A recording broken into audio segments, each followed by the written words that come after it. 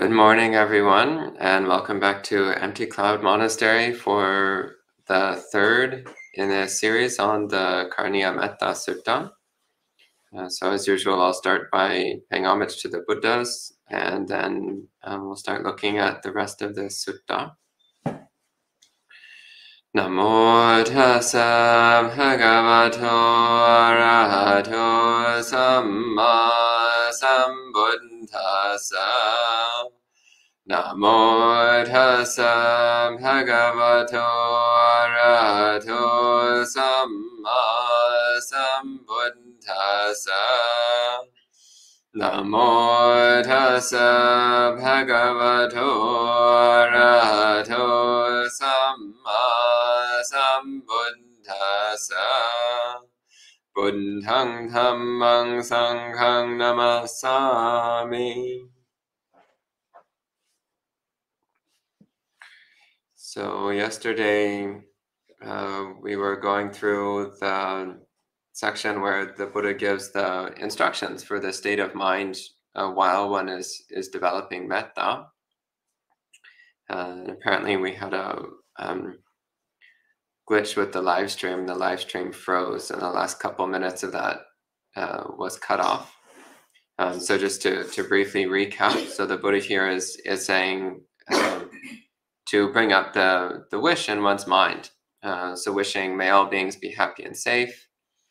All living beings without exception, whether weak or strong, tall, large, medium or short, tiny or huge, visible or invisible, living near or far, whether they have come into being or are seeking a state of existence, may all beings be happy.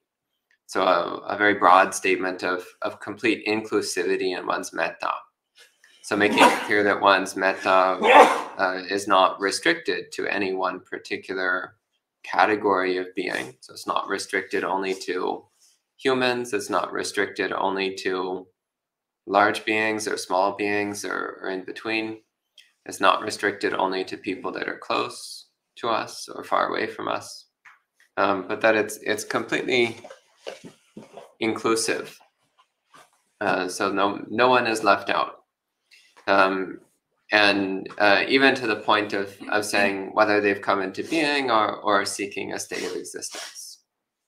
So there's, again, this idea that our metta is absolutely universal, unconditional, all-inclusive.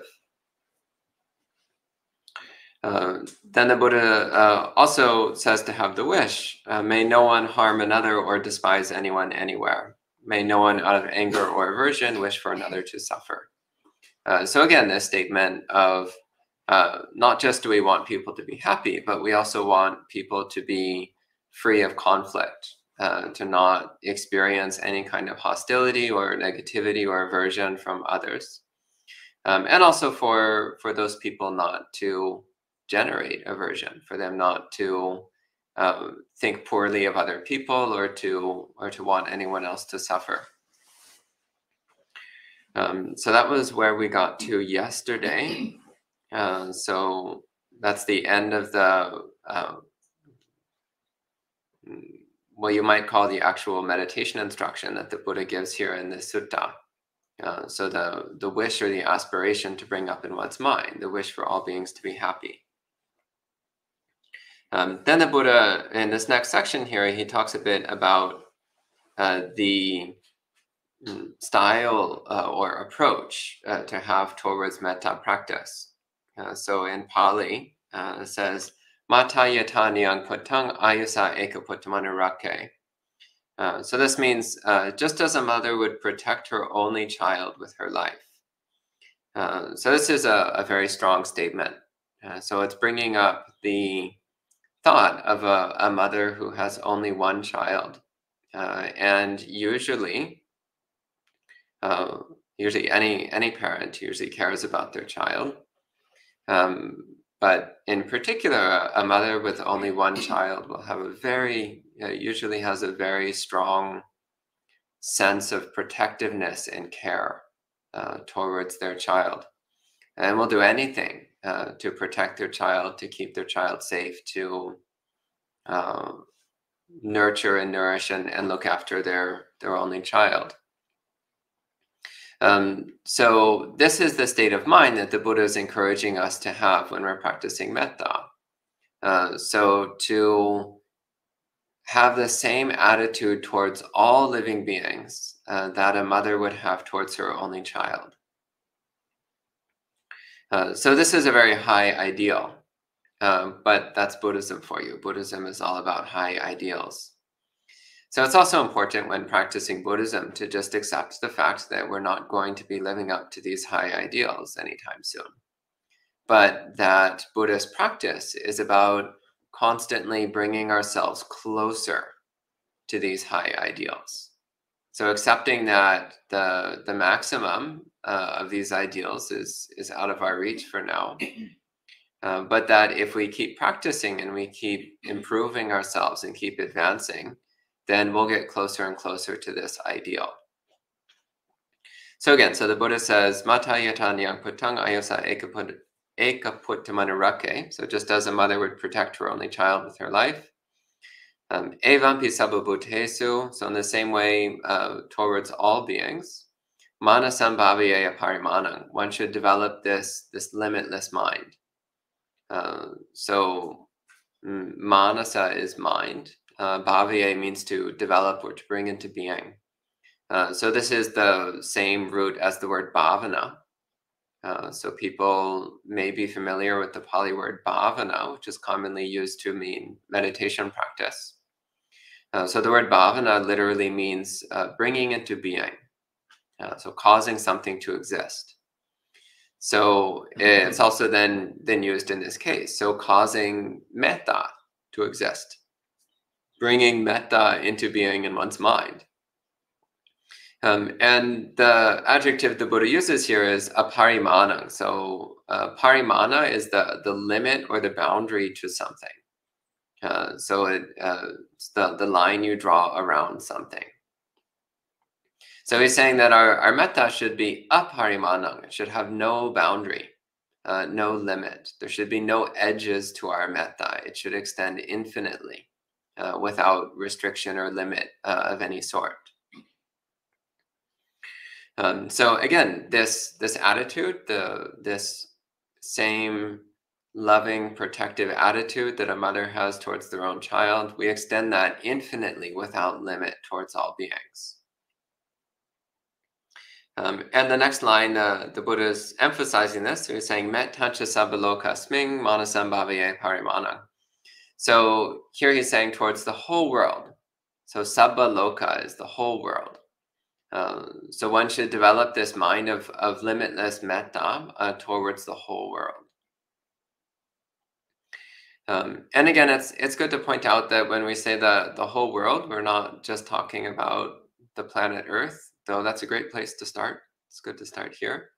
But it means all states of being, all worlds, all universes, everywhere without exception.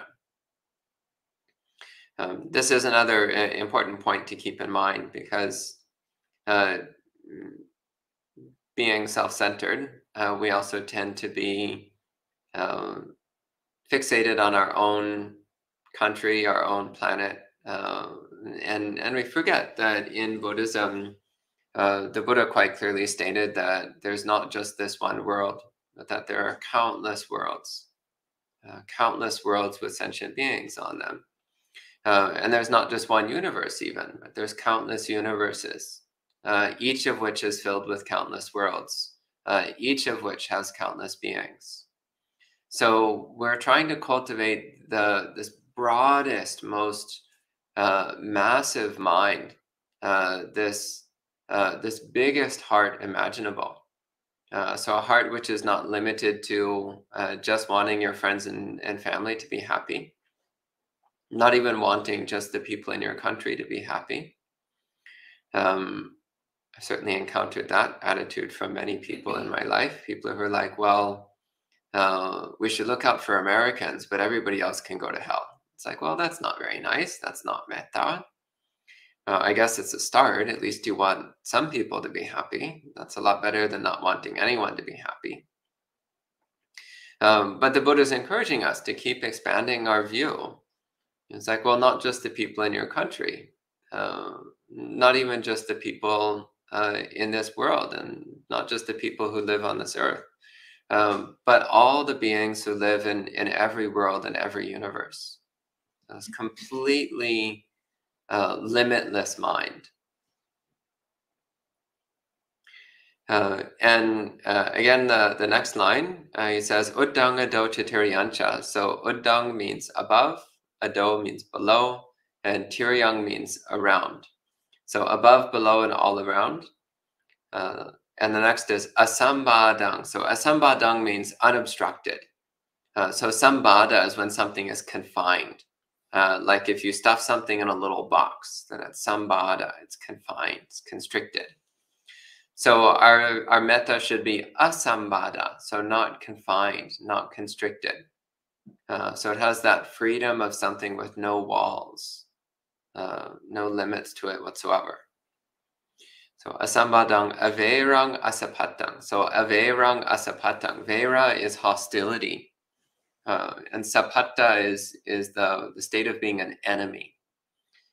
So we're developing this attitude of not having hostility towards anyone, and not viewing anyone as an enemy or a foe. And this also calls to mind the literal meaning of the word metta. So the word metta comes from the word mitta, which means friend. So the literal meaning of the word metta is friendliness. So we normally translate it as loving kindness, or as benevolence, or as goodwill, and those are all good translations. But it's worth remembering that the literal meaning of the word metta is friendliness. So it's cultivating a mind which views every single living being as your friend, someone who you care about, someone who you want to be happy. So having a mind of friendliness towards all beings. And the next line, the Buddha says, Titang charang nasinno va sayano va yavatasa vigata middo. So titang is standing, charang is moving, nasinno is sitting, sayano is lying down. So the Buddha is saying whether you're standing, moving, sitting, or lying down. In other words, no matter what position you're in, no matter what posture you're in, whether you're moving or holding still, to constantly develop this attitude of loving kindness. Yavatasa vigata middo. So midda means drowsiness or dullness of mind. Vigata means without. So basically, as long as we're awake. So yavatasa vigata middo means as long as you're awake, as long as you're not asleep. So basically, whenever you're not sleeping, you should constantly have this mind of metta, no matter what you're doing or where you're going. So this also is important because the Buddha is pointing out here that metta is not just something that you do when you're meditating, but rather it's something that's to be done in all postures and all activities. And the next line, he says, Etang sating aditteya. So etang sating, so sati here is mindfulness. And aditteya means to resolve upon, to commit to. So you might be familiar with the word aditana. So commonly in Buddhism, especially in monasteries, and this is very relevant since today is New Year's Eve. So aditana means a resolution or a determination. So it's very common in monasteries to say like, oh, I've made an aditana. I'm going to read all the suttas. Well, that's a great aditana. Good for you. And it's a resolution that you make and that you try to keep. I've made a resolution to skip dessert for a week. Again, a very common resolution that one might make to help control one's greed. I've made a resolution to get up when my alarm clock goes off. Another great resolution that one might make if one has a problem with sleeping in. So these are examples of aditanas, of resolutions, of determinations that one makes in order to support one's Buddhist practice. Well, the Buddha is saying that you should make this resolution to constantly have metta, no matter where you are or what you're doing, no matter what posture you're in or whether you're moving or still, you should always make this resolution to have a constantly limitless mind of metta, constantly friendly mind towards all sentient beings. And the next phrase, the Buddha says, Brahma metang viharang idamahu. So Brahmang viharang. So this is same as the word Brahma Vihara. So metta is one of the 4 Brahma Vihara. So Vihara means a dwelling place. And these days the word Vihara is commonly used to mean a Buddhist monastery. And it was also used that way in the time of the Buddha. But the word Vihara itself just means a dwelling place. And it's often used in the Pali language, it's often used to refer to a state of mind, like the state of mind that you live in, because we're all living in our minds. So the state of mind that you have is your dwelling place. So to dwell in the mind of metta makes you like Brahma. So one of the characteristics of the Brahma Devas is that they're always happy. And they have this very sublime and pure mind, this divine state of mind. Of course, it's temporary because they're not enlightened beings, but through cultivating divine states of mind, one can have a divine mind. One can have a mind which is delightfully sublime, a mind which is wonderful to live in. And that's why these meditation practices, so metta, karuna, mudita, and upekkha, the 4 Brahmavihara practices, they're called the Brahmavihara minds. They're called the Brahmavihara practices because when one cultivates these states of mind, then one is living in a sublime state. One is living in a divine mind state. Then the last 2 lines of the Metta Sutta, this is where the Buddha takes things a step farther. So he says, Dittincha anupagamma silava dasanena sampanno. So dittincha anupagamma. The word Ditty, literally it means view. So it's from the verb disati, which means to see something. So your Ditty is how you see the world. And usually we make a distinction between miccha Ditty, which is wrong view, so a misunderstanding of the world, so seeing the world in a flawed way, a distorted way, an incorrect way. And samma Ditty, which is right view, a correct understanding of the world. And samma Ditty is the first step of the Noble Eightfold Path, and in many ways it's the most important step, and also the most difficult. And samma Ditty it's effectively what we're doing in Buddhism as we're cultivating samma Ditty. We're cultivating a correct view of the world, a correct understanding of how the world works, a correct understanding of how our mind works. This is the nature of awakening, and the nature of awakening is samma Ditty, correct view. But in the suttas, normally when we just see the word Ditty, without it being defined as either samma Ditty or miccha Ditty, if you just see the word Ditty, then it usually by default means miccha Ditty, wrong view. And that's what it means in this case. So anupagamma means not going to or not sticking to. So dittincha anupagamma means not getting caught in wrong views, not adhering to wrong view. So instead we're trying to let go of wrong view. And the best way to let go of wrong view is by developing right view. And you develop right view through reading the suttas, which is why you should read the suttas all the way through, cover to cover. So through reading the suttas, through listening to Dhamma talks, through engaging in Dhamma discussion.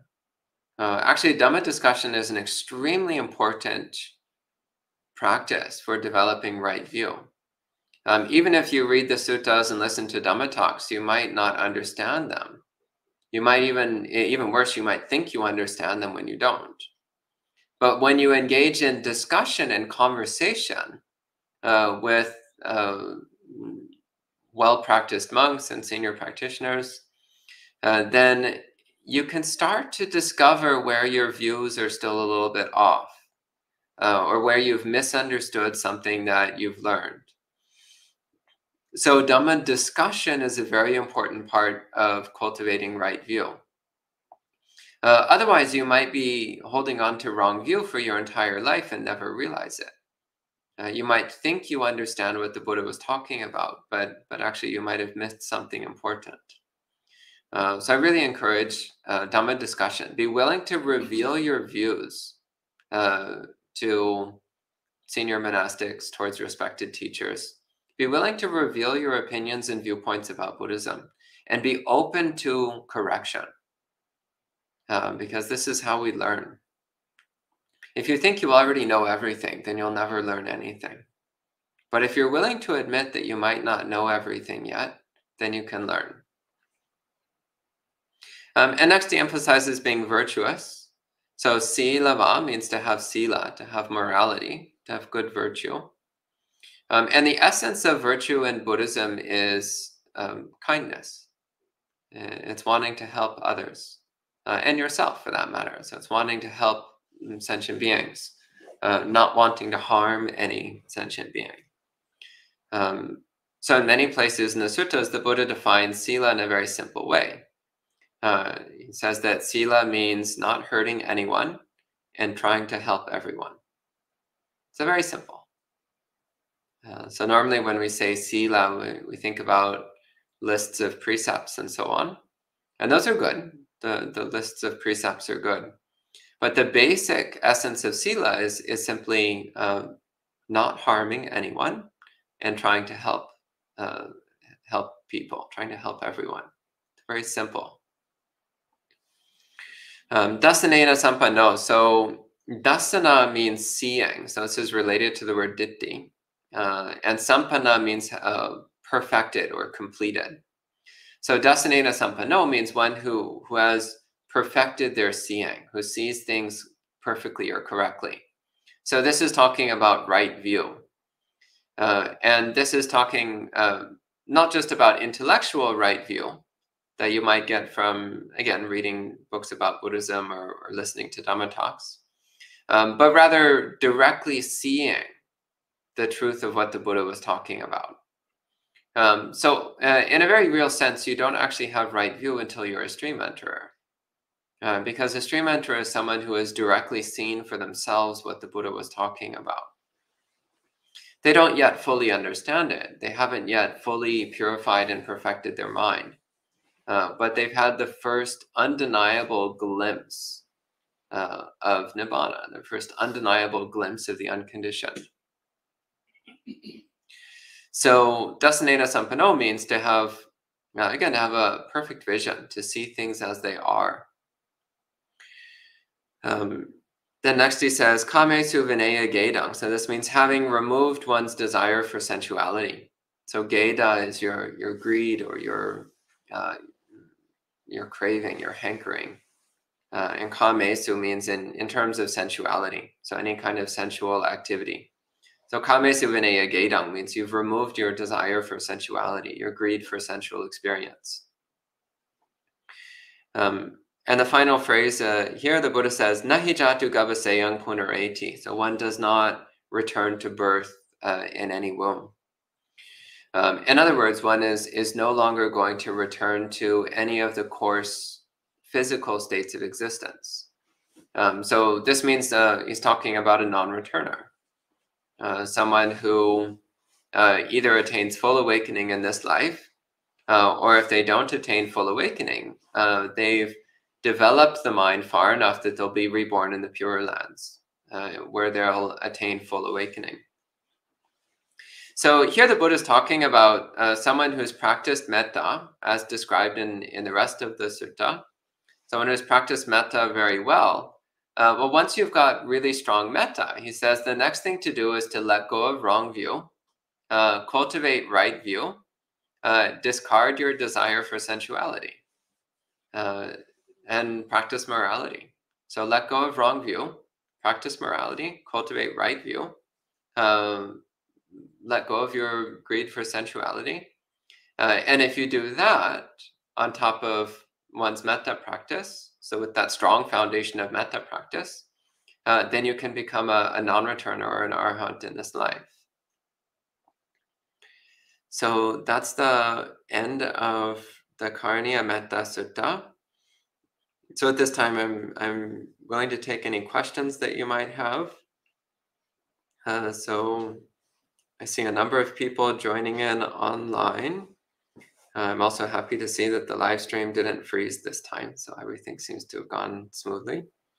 So hello to Melissa, Sahani, Yankee, AS, Sud, Jayanta, Michael, Melinda, Maria, Elaine, Amanda, Sandri, John,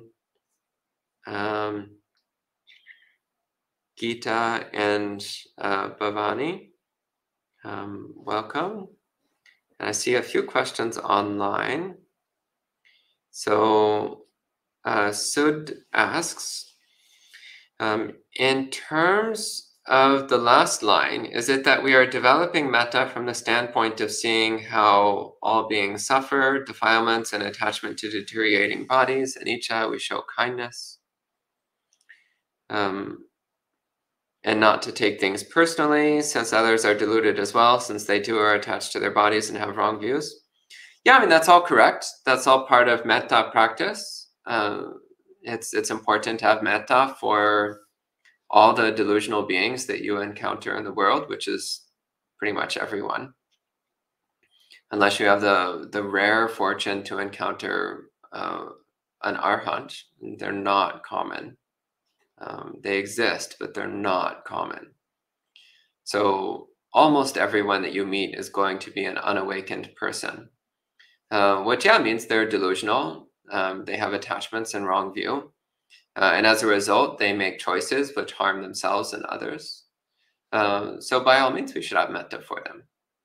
Actually, one of the more refined ways of practicing metta is to, instead of just wishing, may everyone be happy, is you wish, may everyone attain awakening. May everyone have the highest happiness of full awakening. That's actually the best thing you could wish for anyone. It's much better than the happiness of gelato. Much better is the happiness of full awakening. If you've been to Italy, you might disagree with me on that point. Yeah, so we're cultivating right view. One of the aspects of right view is recognizing how we create our own dukkha and recognizing how all the people around us are creating their own dukkha as well. And that can lead past metta into karuna, into compassion. So when you recognize that beings are suffering because of their own delusion, then a deep compassion can arise, this deep compassion of wishing for them to be free of their suffering, wishing for them to develop the wisdom to let go of dukkha.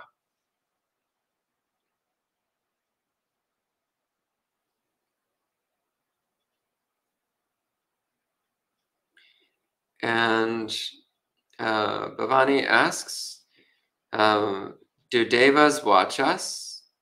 Can we also see them? What do they look like? What do they eat for survival?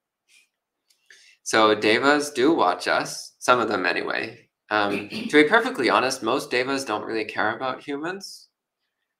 Just like most humans don't really care about ants. We don't really pay attention to ants. Why would you? Unless you're the kind of person who's interested in ants, which is not most people. So most devas aren't really interested in humans. They're mostly just interested in each other and other devas. But there are some devas that like to watch humans and like to interact with humans. There's also some devas who are supporters of Buddhism, who watch over Buddhist practitioners. So we call them the Dharma protectors, the devas who protect the Dhamma, who watch over the Buddhasasana, who watch over Buddhist practitioners. As for can you see them? Some humans can see devas, most can't. And it's a skill that you can develop if you want to, but it's not necessary. So I personally am not really much interested in developing special powers. I'm just interested in attaining awakening. What do they look like? Well, if you develop the ability to see them, then you'll find out. So interestingly enough, in the suttas, it's actually made pretty clear in a number of places that devas don't look the way we expect them to look. Like normally when people draw devas, they draw them as just looking like pretty humans.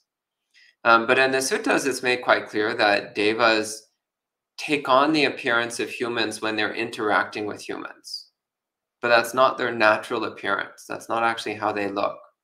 But they make themselves look like humans when they interact with us because that's easier for us to understand. It makes it easier for us to relate to them. But that's not actually what they look like. And they don't eat anything. They don't need to eat. The need to eat for survival is part of the dukkha of being human. So devas do have food, but it's just entertainment for them. It's not a survival requirement. It's just something they do for fun when they want to.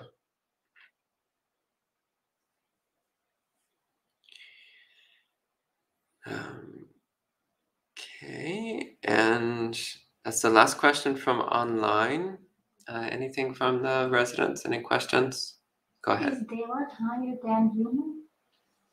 In terms of happiness, yes, devas are higher than humans. So the ranking of the 30 realms of existence, they're ranked in terms of how much happiness you have, how much pleasure you have.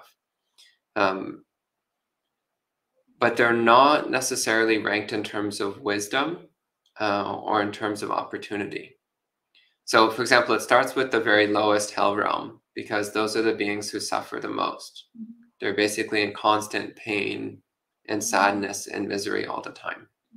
And going up from that, you get the ghosts and animals, which they're not having such a nice time either.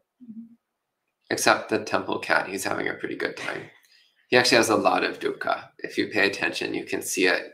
He's actually in some state of dukkha most of the time. But as far as animals go, he's doing pretty well. And then you have humans. The human realm is considered to be a pretty equal balance of pleasure and pain, which is one of the reasons why the human realm is considered to be the optimal realm for practicing Buddhism. We have enough pleasure that we're not just lost in misery and depression all the time. But we have enough pain to remind us that we need to practice Buddhism. So the Deva realms are more pleasant. But the problem is that because their lives are very pleasant and carefree and easy, they're lazy. They don't practice Buddhism. Yeah, they get stuck. They're just like hanging out at their parties all the time. And it's like, you go and you talk to them about dukkha and they're like, there's no dukkha. I'm going back to the party. Wow, you're depressing. Why do they want to come down to the human? Because they want to be free to go to Nirvana later on so that they can practice Buddha. Why are they reborn as humans? No. Why do they want? Or why do they visit humans? Why do they want to be human? Because so some devas actually do want to be reborn as humans, and it's for just that reason, because it's knowing that the human realm is the best conditions for practicing Buddhism. So there are Buddhist devas, but some of them recognize that being a deva is not the best conditions for practicing. Because they don't have body? The lower devas actually do have bodies. They're much more refined than our bodies, and they don't get sick, and they don't age the way we do. They still die eventually, but they don't age like we do. So they still have bodies, but they're very pleasant bodies. But the point is that in the Deva realms, their lives are so pleasant and easy that they just don't really think about practicing Buddhism. Can we say the Deva realm is the state of mind in the very good human being? So we're getting off topic. Yeah, let's talk about this evening. So bring it up during the monk chat this evening. Yes. Yeah. You had a question? Just a little clarification. What are devas? angels, celestial beings, demigods. Cool. Yeah. Secondly is about the sutta. So you said there's you metta is not just what you meditate on, but also what you practice. Mm-hmm. I'm a little confused about those two because again, from what I've learned the past couple of days, is metta is that feeling you have that you cultivate during the meditation. So how do you practice that in real life? Well, so you keep, first off, keep that feeling with you. So keep that feeling of metta in your mind. But also make sure that all of your actions and speech are based upon that metta. Again, I'm thinking of one person I know of who, I'm not going to name names. There's this one person who's a big proponent of metta and teaches metta meditation and leads metta retreats. And they'll sit there doing metta meditation, and then as soon as the meditation is over, they get up and they just have this grumpy face, and they'll snap at people like, "What are you doing?" And it's like, well, where did all their metta go? It's like, apparently they were filled with metta 2 seconds ago, but the moment the meditation ends, all their metta ends too. So that's no good. Now, the Buddha says that we should be practicing metta with body, speech, and mind. So when you're doing meditation, you're practicing metta with mind, and that's good. When you talk to people, practice metta with speech. And when you're doing anything with your body, practice metta with your body. So an example is, before you say something to someone, make a determination that you're going to speak gently. You're going to speak at the right time. You're going to say something beneficial to them. That's practicing metta through speech.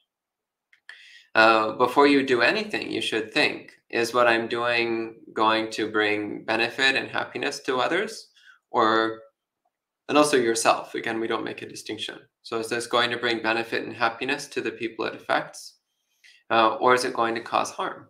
Is it going to make things worse for people?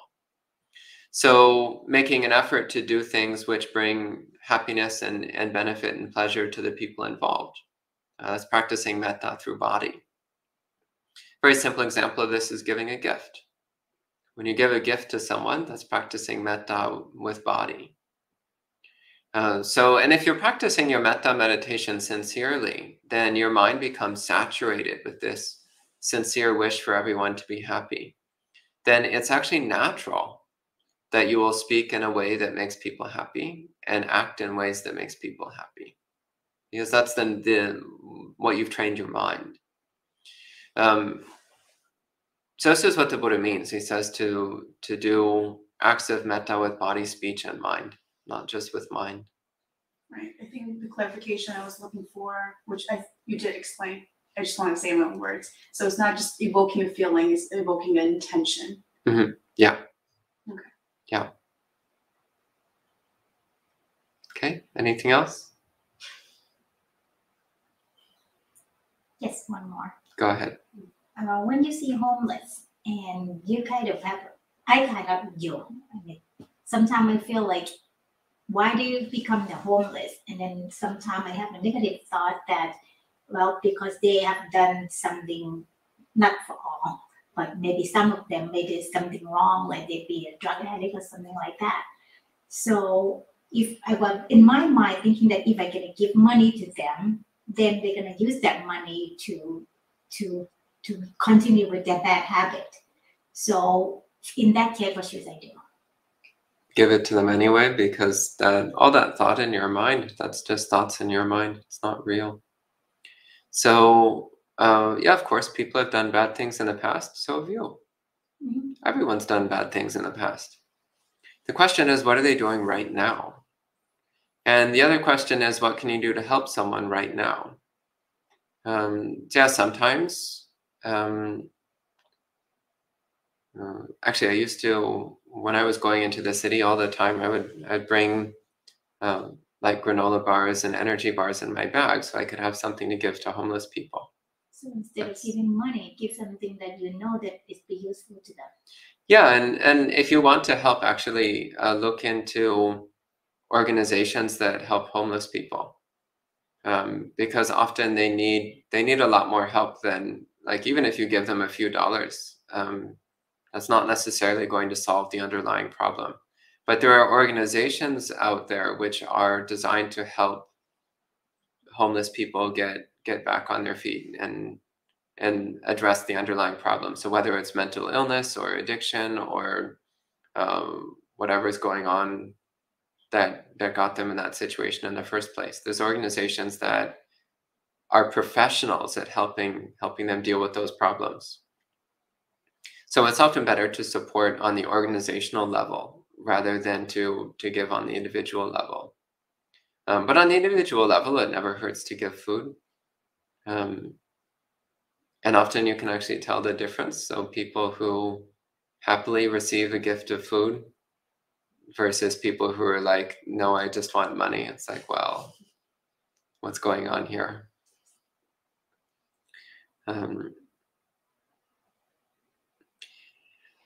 But yeah, I mean, either way, so you mentioned people's past karma, like what they've done in the past to get them in the situation that they're currently in. Yeah, it's true. People experience the consequences of their past karma. But that's not who they are now. And thinking of, yeah, you deserve that is the wrong thought. Correct. So there's actually a lot of people who misunderstand karma in this way. They think that person is experiencing the harmful results of their own bad karma, therefore I'm not going to help them. That's an example of wrong thinking. Right thinking would be, yes, that person's experiencing the consequences of their bad karma, and I'm going to help them.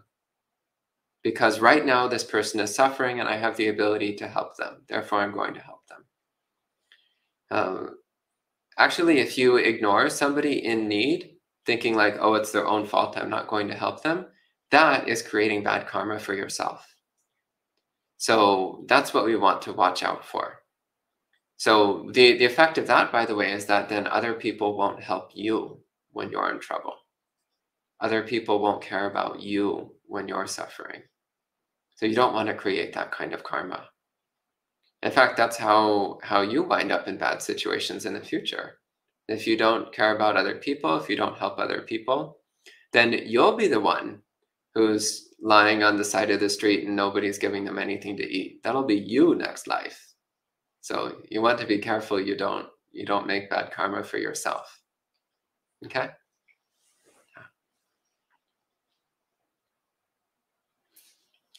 More questions? Go ahead. I have a question tagging along to what she mentioned. So when that like happens, and like, what if there's like a like it can be like it's a question of like being fear of like a dangerous threat kind of like when there's like a stray man begging for something, and like it could, because you know there's like things that can happen after. So like, what about like? Of course, you should watch out for your own safety. So metta is also includes yourself, remember. So wishing may everyone be healthy and safe also includes yourself. You also want yourself to be healthy and safe. So yeah, if a situation seems dangerous, then stay away from that situation. If a person seems dangerous, then keep your distance.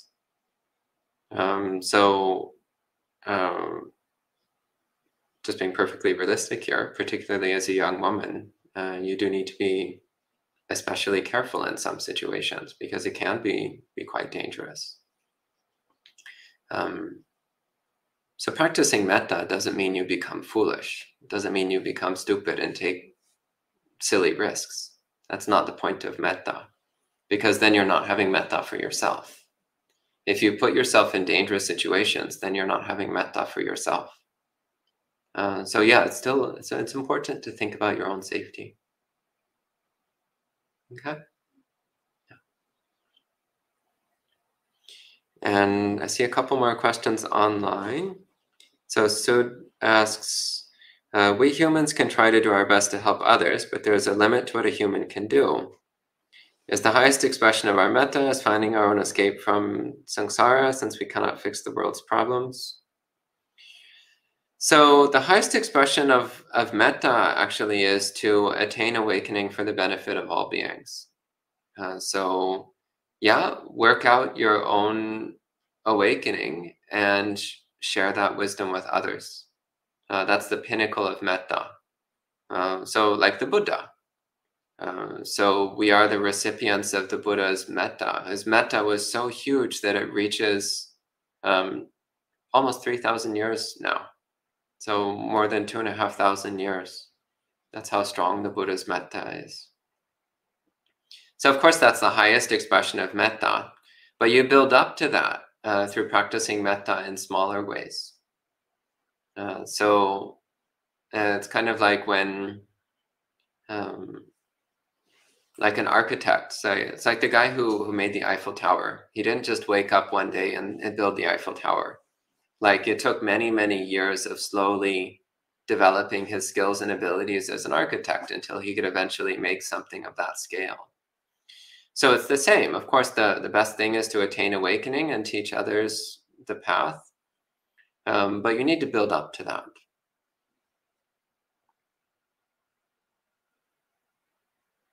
And Bobby says, I like the idea of parental mind. Would it be wholesome to view beings as perfect but flawed? And that's a very Zen thing to say. Everyone's perfect, they're just a little bit flawed. And you can say that. I mean, people are exactly what they are. Everyone is expressing a particular condition of samsara. So in that sense, everyone's perfect. But at the same time, if somebody's not fully awakened, then they're experiencing dukkha, and we can wish for them to be free of that dukkha.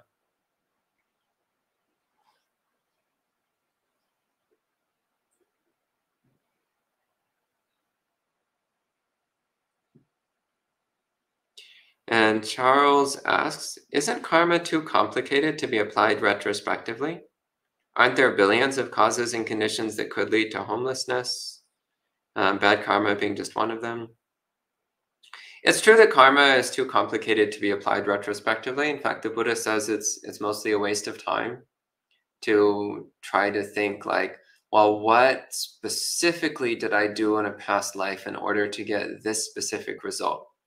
He says that's mostly a waste of time. You'll just be sitting there speculating endlessly without really coming to any benefit.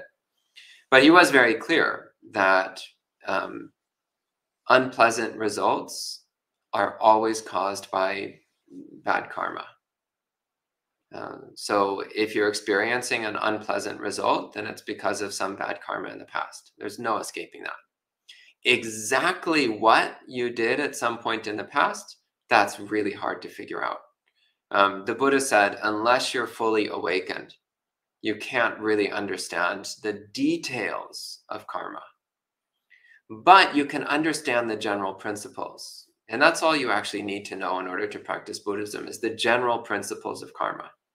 The general principles are bad karma produces unpleasant results. Good karma produces pleasant results. That's the simplest way. A slightly more complicated way is to say that karma produces a corresponding result. So, for example, there's the karma of awakening.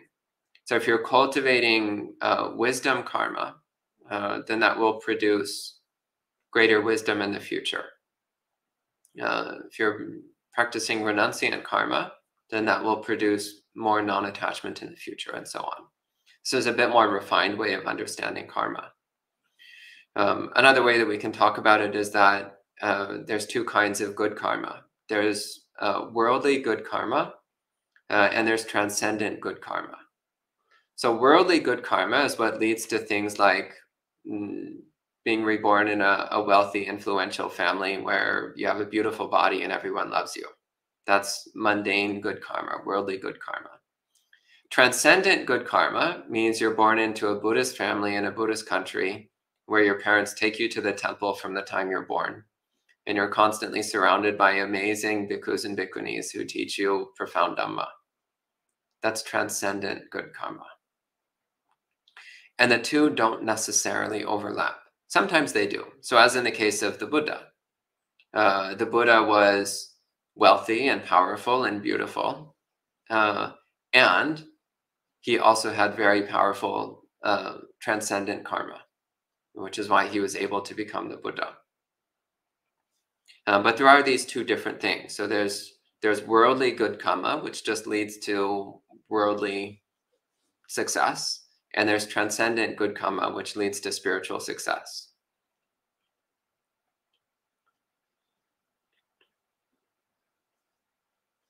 And that's the last question from online. Anything else? Any other questions? Related to the topic or for this evening? Related to the topic. Okay. So metta, it sounds like there's like a nature versus nurture type, right? I would like to think metta is inherent in all beings. Okay.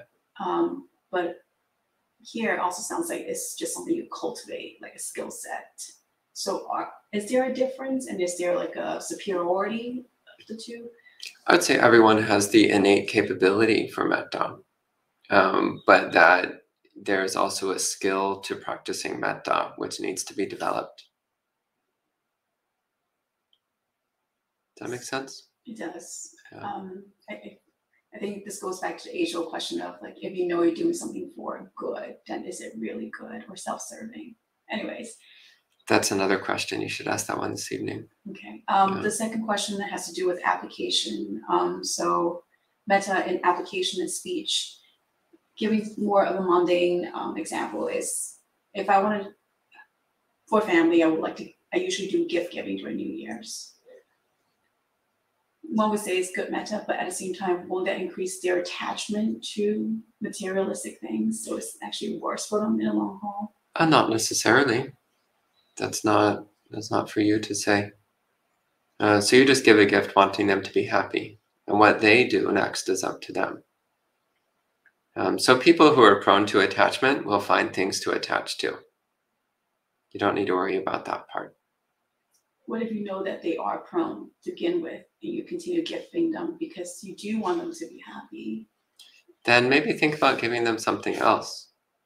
So this gets into a more complicated field of gift giving, which is giving considerately. So there's giving inconsiderately, where you just give something just because you feel like giving it. And giving considerately is actually taking the time to think what will be helpful to this person, what will be appreciated, what will support them, what's the best thing I can give that will be the most benefit to them. That's giving considerately. So this is a more refined form of giving, which is actually much stronger good karma. It's much stronger merit. Just actually to take the time to think. So for example, if you give me a bottle of shampoo, well, that's kind. Thank you for the gift, but not very considerate. What am I going to do with a bottle of shampoo? Just realized. Exactly. It's like, so I'm like, thank you. And you still get a little bit of good karma from that because you are still giving a gift. And realistically, I would just turn it around and give it to somebody else. So, I mean, I'm not going to be bothered. I'll just be kind of like, well, that's weird, but thank you. More considerate would be to think, well, what would actually be helpful to him? Clearly not shampoo. Maybe something else would be more helpful. And that's much stronger good karma because you're actually taking the time to really think about the other person and think about how you can help that person. So you can apply the same process when giving gifts to your family. Instead of necessarily, if you actually know that something is just going to fuel their greed and obsessiveness, well, maybe that's actually not the best sort of thing to give them. Maybe give them something which will help them to cultivate serenity, joyfulness of mind.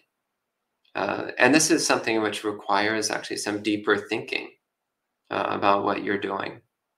But I mean, if you really can't come up with anything, well, then just give them something that they like. That's fine too. Because as long as it's coming from that place of wanting them to be happy, then it's still good. And actually, sometimes the way that we let go of attachment is through getting what we want.